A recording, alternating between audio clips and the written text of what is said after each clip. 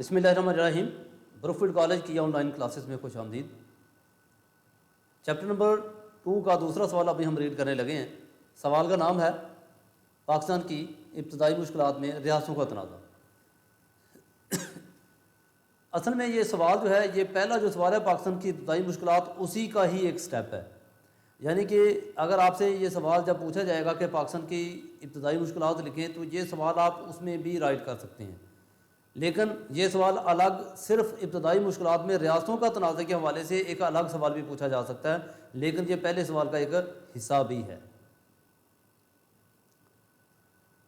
اب دیکھو یہاں پر لکھا ہوا ہے 7 ہیڈنگ، تو اس کا مطلب یہ ہے کہ وہ 6 ہیڈنگ پہلے تھی اور 7 ہیڈنگ یہ ہیں، لیکن یہ الگ سوال بھی ہے کہ ریاستوں کا تنازع کیسے ہوا اور اس کے بارے میں کیا ہوا اور کون کون سی ریاست کے بارے میں کیا پلان بنا اور کس کے ساتھ انہوں نے الحاق کیا۔ اب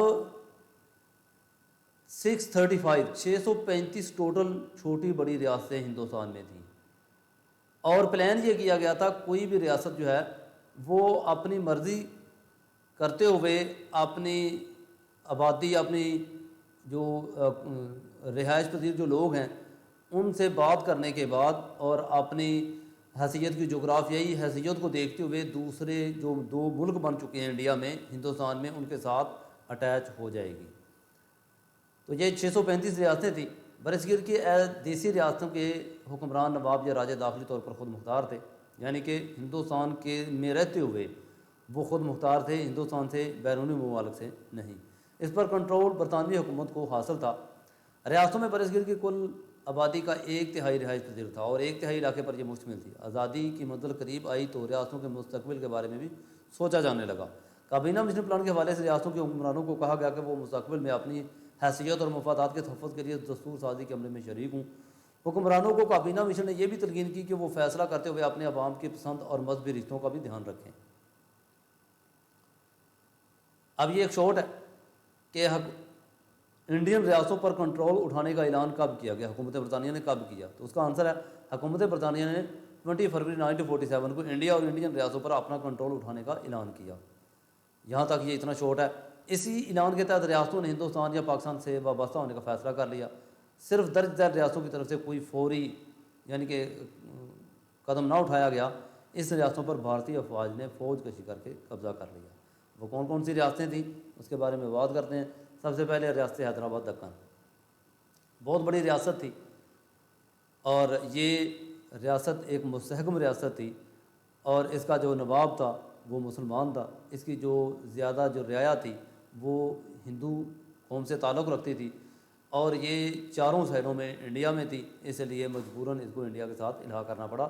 حالانکہ جو مالک تھا، جو راجا تھا، وہ پاکستان کے ساتھ اس کا الحاق کرنا چاہتا تھا۔ اس کو ریڈ کرتے ہیں۔ اس ریاست کا حکمران نظام حیدرآباد دکن مسلمان تھا، جبکہ عوام کی اکثریت کا تعلق ہندوازم سے تھا۔ نظام عوام میں ہر دل عزیز تھا۔ ریاست کی معاشی حالت بہت اچھی تھی۔ نظام مسلمان ہونے کے ناطے چاہتا تھا کہ پاکستان سے الحاق کرے، لیکن بھارتی حکومت نے سخت دباؤ ڈالا۔ سوال یہ ہے کہ ریاست حیدرآباد دکن کے بارے میں کیا ہوا؟ ریاست حیدرآباد دکن کا نے پاکستان کے ساتھ الحاق یا لارڈ ماؤنٹ بیٹن نے ریاست حیدرآباد دکن پر کیوں دباؤ ڈالا؟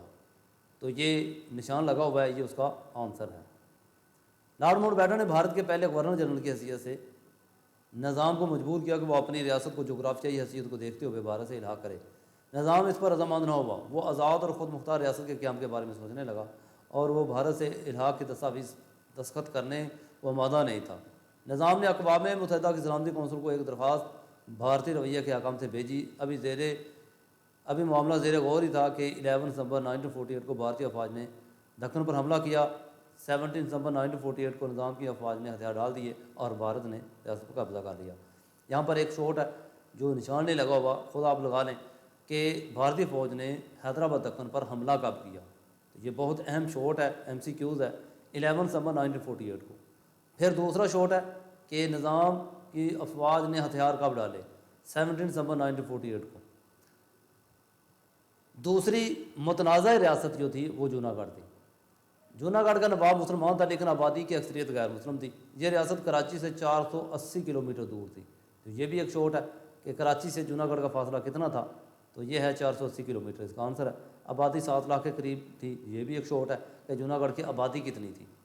1948 میں تقسیم کے وقت جوناگڑھ کی آبادی کتنی تھی۔ نواب نے پاکستان سے الحاق کا اعلان کیا۔ بھارت کے governor general Lord Mountbatten نے الحاق کو تسلیم نہ کرنے اور جوناگڑھ کو بھارت کا ایک حصہ ثابت کرنے کے حق میں دلائل دیے۔ پاکستان نے نواب جوناگڑھ کے الحاق سے اعلان کو قبول کرتے ہوئے ایک خط جاری کیا، جس کی نقل governor general Lord Mountbatten کو بھی بھیجی گئی۔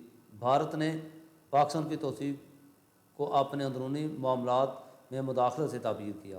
تو یہ ہے جوناگڑھ کا معاملہ یا جوناگڑھ کا مسئلہ کیسے پیدا ہوا اور ان کا کیا حل نکلا، تو یہ تعبیر کی ہے تک آپ نے اس کو رائٹ کرنا ہے۔ جوناگڑھ کو چاروں طرف سے گھیر لیا گیا اور خوراک و دیگر ضروریات ریاست کے اندر جانے کی اجازت بنا دی گئی۔ بھارتی افواج نے جوناگڑھ میں داخل ہو کر اس کے دارالحکومت پر قبضہ کر لیا۔ نواب نے یہ صورت دیکھی تو ہجرت کر کے پاکستان آ گیا۔ نواب نے ایک درخواست اقوام متحدہ کی سلامتی کونسل کو بھیجی، لیکن کوئی رد عمل نہ ہوا۔ پاکستان بھی اقوام متحدہ میں جوناگڑھ کے تنازع کو لے کر گیا، لیکن یہ معاملہ ابھی تک اقوام متحدہ کے پاس بغیر کسی فیصلے کے پڑا ہوا ہے۔ تو یہ زبردستی جو ہے انڈیا نے اس پر قبضہ کر لیا تھا۔ مناوا در، جوناگڑھ کے قریب ہی ایک اور ریاست مناوا در کے مسلمان حکمران نے بھی پاکستان سے الحاق کرنے کا اعلان کیا۔ جوناگڑھ کے ساتھ بھارتی افواج نے مناوا در پر بھی حملہ کر دیا اور اسے زبردستی اپنے قبضے میں لے لیا۔ مناوا در اور جوناگڑھ کی ریاستوں میں فوج کشی کے احکامات پر governor general Lord Mountbatten نے دستخط کیے تھے، یعنی کہ اس کا معاملہ بھی جوناگڑھ کے طرح کا ہی ہے، یہ بھی مسلمان ریاست تھی اور اس پر بھی زبردستی قبضہ کر لیا گیا۔ حالانکہ یہ ساری ریاستیں پاکستان کے ساتھ الحاق چاہتی تھی، مسلم ریاستیں تھیں، اور جو فور ہے وہ ریاست جموں و کشمیر۔ اس کا ایشو آج بھی ہے، اس کو ہم ریڈ کرتے ہیں کہ اس میں کون کون سے ایسے مسائل تھے، کچھ شارٹ ہیں اس کے بارے میں بات کرتے ہیں۔ ریاست جموں و کشمیر پاکستان کے شمال میں برصغیر کی راستوں میں علاقے کے اعتبار سے سب سے بڑی ریاست تھی۔ اس ریاست کی سرحدیں چین، تبت، افغانستان اور پاکستان سے ملتی ہیں۔ 1941 کی مردم شماری کے مطابق ریاست کی کل آبادی 40 لاکھ کے قریب تھی۔ یہ بہت اہم ایک MCQs ہے، شارٹ ہے کہ مردم شماری کے مطابق 1941 کی مردم شماری کے مطابق اس ریاست کی آبادی کتنی تھی؟ 40 لاکھ تھی۔ یا یہ پوچھا جائے گا کہ اس کی مردم شماری کب ہوئی، تو پھر بھی وہ آپ نے ڈیٹ بتا دینی ہے۔ آبادی کو بہت بڑا حصہ مسلمانوں پر مشتمل تھا۔ برطانوی حکومت نے اس ریاست کو ایک ڈوگرا راجہ غلاب سنگھ کے ہاتھوں صرف 75 لاکھ روپے میں فروخت کر دیا۔ تو یعنی کہ یہ بھی آپ نے دیکھنا حکومت برطانیہ نے یہ کتنے روپے میں فروخت کیا اور کس کو کیا، تو 75 لاکھ روپے میں غلاب سنگھ کو یہ فروخت کر دیا۔ ڈوگرا راجہ غلاب سنگھ اور اس کے جانشینوں نے مسلم رعایا پر ظلم و جبر کے پہاڑ توڑ دیے، یعنی کہ مسلمان جو قوم وہاں پر رہتی تھی ان پر ظلم و ستم کرتے تھے۔ معمولی جرائم کی پاداش میں مسلمانوں کو کڑی سی سزائیں دی جاتی تھی۔ تنگ آ کر 1930 میں کشمیری مسلمانوں نے ڈوگرا راجہ کے خلاف آزادی کی تحریک شروع کی۔ یہاں پر ایک اور مشہور MCQs اور شارٹ ہو چکا ہے کہ کشمیریوں نے کب یعنی کہ اس ڈوگرا راجہ کے خلاف تحریک شروع کی تھی، تو 1930 میں۔ برطانوی حکومت کی مدد کے ساتھ راجہ نے عوامی تحریک کو سختی سے کچل ڈالا۔ ریاست جموں و کشمیر جغرافیائی، ثقافتی اور مذہبی اعتبار سے پاکستان سے بہت ہی قریب ہے۔ پاکستان کو سیراب کرنے والے اکثر دریا کشمیر سے نکلتے ہیں۔ 1947 میں کشمیری عوام چاہتے تھے کہ وہ راجہ پاکستان سے الحاق کا فیصلہ کرے، لیکن راجہ اس پر آمادہ نہ تھا۔ عوام نے محسوس کیا کہ وہ راجہ ان کے جذبوں کے مطابق الحاق نہیں چاہتا، تو انہوں نے ایک بڑی تحریک شروع کر دی۔ راجہ نے سختی سے کام لیا اور لاکھوں افراد ترک وطن پر مجبور ہوئے۔ 2.25 لاکھ سے زیادہ مسلمان شہید کر دیے گئے۔ تحریک دبائی نہ جا سکی اور راجہ نے بھارتی حکومت سے مدد کی درخواست کی۔ بھارت نے اپنی افواج ریاست میں اتاری اور ساتھ ہی دباؤ ڈالا کہ راجہ بھارت سے الحاق کی دستاویز پر دستخط کر دے۔ راجہ ایسا کرنے سے گریز کرتا رہا۔ بھارتی حکومت نے ایک جعلی دستاویز تیار کی اور اعلان کر دیا کہ راجہ نے ریاست کو بھارت میں شامل کرنے کی درخواست دی ہے، جسے بھارتی حکومت نے مان لیا ہے۔ کشمیری عوام راجہ کے خلاف تحریک چلا رہے تھے، اب انہوں نے باقاعدہ ہتھیار اٹھا لیے۔ سابقہ کشمیری فوجی جنگ آزادی میں مسلمانوں کی قیادت کرنے لگے۔ رضاکاروں کے جتھے آزادی کے لیے بھارتی افواج اور راجہ کے دستوں کے خلاف جہاد میں شامل ہوئے۔ دیکھتے دیکھتے بہت سارا علاقہ راجہ کے قبضے سے نکل گیا۔ حکومت پاکستان اور پاکستانی عوام کو پوری اخلاقی اور مالی امداد تحریک آزادی کشمیر کو حاصل ہوئی اور آزادی کے لیے لڑنے والوں کا پلہ بھاری ہونے لگا۔ بھارت نے حالات کا رخ دیکھا تو اقوام متحدہ کا دروازہ کھٹکھٹایا۔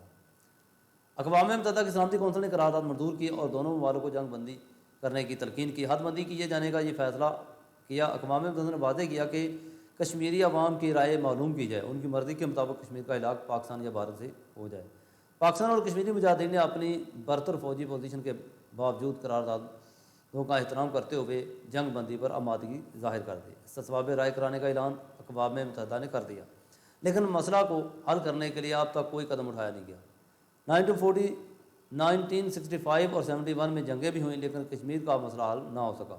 پچھلے 15 سالوں سے کشمیری مجاہدین ہتھیار اٹھائے آزادی کے لیے لڑ رہے ہیں۔ مسئلہ کشمیر اقوام متحدہ کے ایجنڈے پر موجود ہے، لیکن وہ کوئی مؤثر قدم اٹھانے سے قاصر ہے۔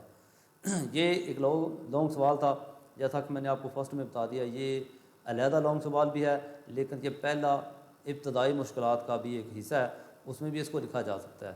تو اس میں شورٹ، اس میں اوور آل بھی ایک شورٹ ہے، وہ یہ ہے کہ ان ریاستوں کے نام بتائیں جس کا تنازع پیدا ہوا یا جس کا فوری طور پر حل نہ نکالا جا سکا۔ تو اس کے لیے آپ نے لکھنا ہے 4 ریاستوں کے نام لکھ دینے ہیں: ریاست حیدرآباد دکن، جوناگڑھ، مناوا در اور ریاست جموں و کشمیر۔ تو یہ ایک شارٹ بھی ہے، لیکن ٹوٹلی اس کو ڈیٹیل سے لکھنا ایک لانگ ہے۔ تو آج کے لیے اللہ حافظ، اگلے لیکچر تک کے لیے خدا حافظ۔